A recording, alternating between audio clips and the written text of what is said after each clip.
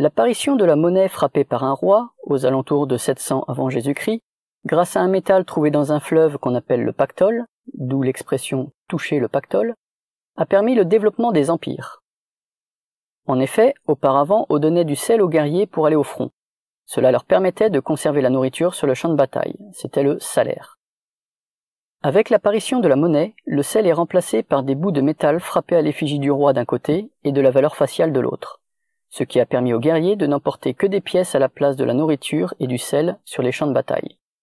Le roi leur disait « Vous pouvez piller l'ennemi vaincu, mais en échange, vous leur donnerez vos pièces, et ils seront obligés de les utiliser pour échanger, car tous les ans, on va passer et leur en reprendre un petit peu. » Ainsi, en imposant sa monnaie, d'où le terme impôt, le roi pouvait piller une partie des richesses produites par les peuples vaincus et financer son armée pour se défendre et ou conquérir de nouveaux territoires.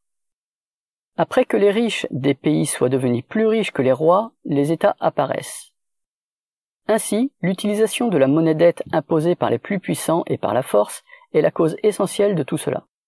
Voir l'exemple du franc CFA imposé aux colonies françaises est toujours en vigueur.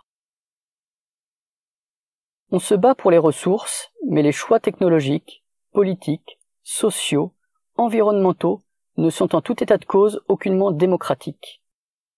Heureusement, tout système a une fin et Rome n'est plus.